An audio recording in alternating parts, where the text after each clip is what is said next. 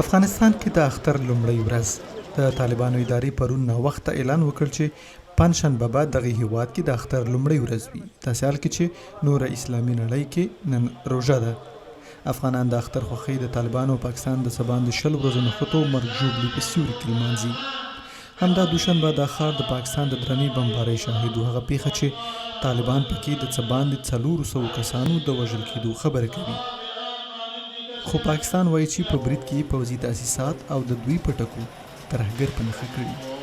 عام خلک وایي سږنی اختر وروستیو پیښو پیکه کړی، خو لنډمهاله ډزبند ته خوښ دي. عید سعید فطر است برای همه مسلمانای عزیز افغانستان، تمام ملت مسلمان تبریک میگم. تیر شپه موږ ډیر ښه خبر واورید چې د افغانستان او پاکستان ترمنځ د اختر په مناسبت اوربند وشو.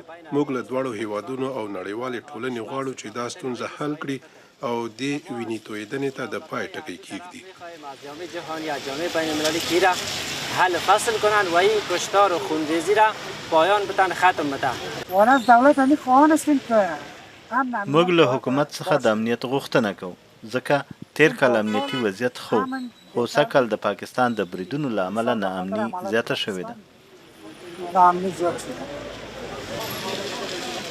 طالبان او پاکستان د اختر په مناسبت د سعودي عربستان، قطر او ترکیې په غوښتنه ډزبند اعلان کړی، خو له کونړه ولسي سرچینو دوچولې ته ویلي د دغه ولایت ناړۍ کې د عامو خلکو پر یو موټر توغندیز برید کې د یوې مېرمنې او ماشوم په ګډون 2 کسان وژل شوي دي.